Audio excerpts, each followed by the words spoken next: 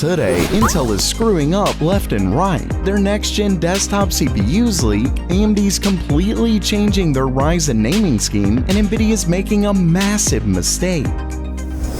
Welcome everyone to Gamer Meld.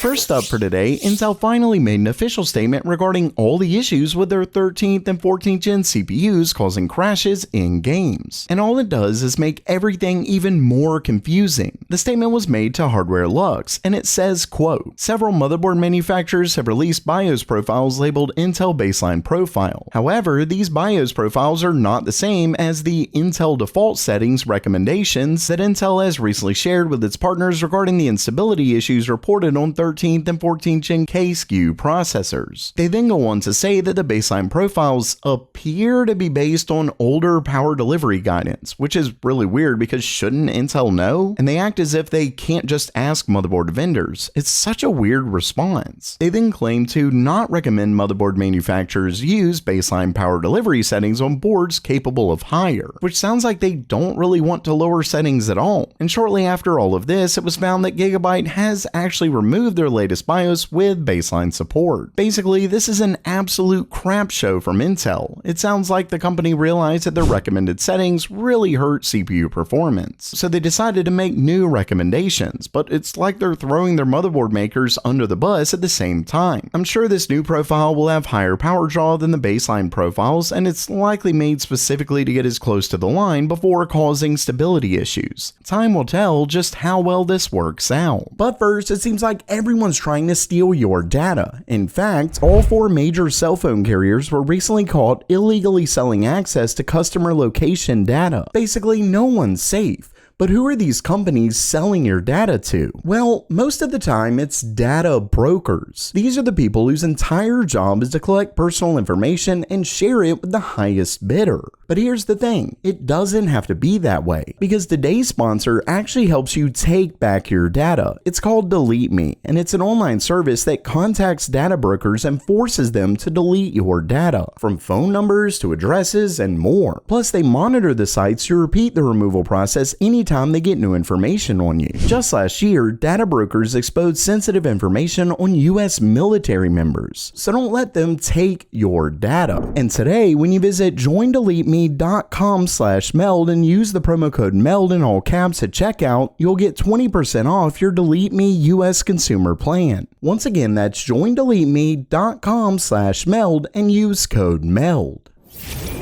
Next up for today, Intel's entire next-gen desktop CPUs just leaked. I'm talking names, some specs, and more. For those who don't know, next-gen Arrow Lake parts will move their desktop lineup over to the new naming scheme with the Core Ultra 200 series. This leak comes from a new report by BenchLife and later by Video Cards. In the report, they claim that Intel is planning to release 3 Ultra 200K SKUs, 3 non-K SKUs, 2 F SKUs, and 5 T SKUs. Meaning if this is right, Intel's next gen will include just 13 SKUs, which is a huge departure from the number of CPUs Intel typically releases. Not only that, but they shared specs of these upcoming parts. For starters, the Core Ultra 9 285K is set to come with 24 cores and 24 threads. Remember that Arrow Lake is set to remove hyperthreading for a new technology from Intel. It also comes with a TDP of 125 watts. Next is the 275 SKU, which is also a 24 core and 24 thread CPU, but with 65 watts. Then we have the Core Ultra 7 265K, which is a 20 core, 20 thread CPU with 8 performance cores and 12 efficient cores. And next is the 255, which is the same, but with a 65 watt TDP. Next we have the Core Ultra 5 245K, and that's a 14 core, 14 thread CPU with 6 performance cores and 8 efficiency cores, with a 125 watt TDP. And finally is the 240, which would be a 65 watt 10 core 10 thread CPU.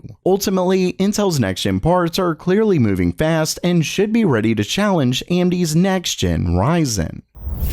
And speaking of next-gen Ryzen, AMD has drank the Kool-Aid. They've jumped in with both feet, gone full hog. Simply put, they are all in with AI. So much so that they're apparently changing the branding of their next-gen Ryzen APUs. The name change was found on ASUS's official website when comparing notebooks with their VivoBook S16 OLED. And as you can see, the notebook comes with a Ryzen AI 9 HX170, proving that subtlety is completely flown out the window with this one. Of course, after Nvidia's meteoric rise, mostly thanks to AI, AMD's completely shifted their focus to the burgeoning technology. Not to mention the fact that PC makers, along with Microsoft, are chomping at the bit for AI PCs. Not only that, but this is clearly meant to mirror Intel's recent name change to the Core Ultra line. With all of that said, I will point out that a leak of a supposed brochure from Lenovo mentions the 8050 series, but it could be older before AMD issued this change, or really any other number of reasons. This one, on the other hand, was on ASUS's official website and is clearly not some guess or anything like that. Plus, it was taken down when users discovered it, which as always lends credence to it, along with all the details that they give with the name. And speaking of those details, you can see that ASUS includes specs for the upcoming chip. According to this, the CPU is a 12-core, 24-thread part with clocks up to 5.1 GHz and AI performance up to 77 TOPS for the entire system. So yeah, it's clear that AMD's flat going all in on AI.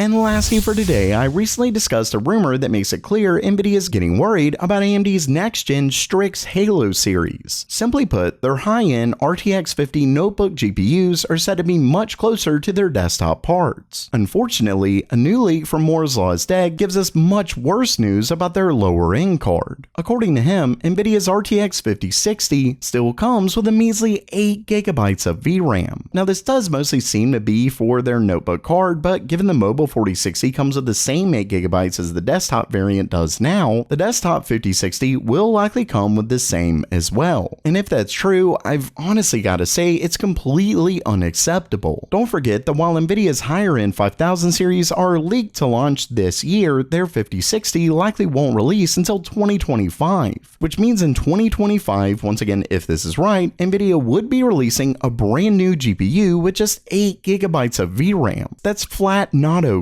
Sure, at this point, the 60 card is Nvidia's lowest end GPU, given they still haven't released a 4050 yet, but it's still a $300 card, and who knows how much Nvidia will go up in price for their 50 series. Don't forget that 8 years ago, AMD released the 8GB RX 480, and that was a mid-range card when it released, yet Nvidia is still trying to push 8GB cards, when today, new games can take up way more than that at just 1080p. Ultimately, this looks like a huge misstep for Nvidia's next gen.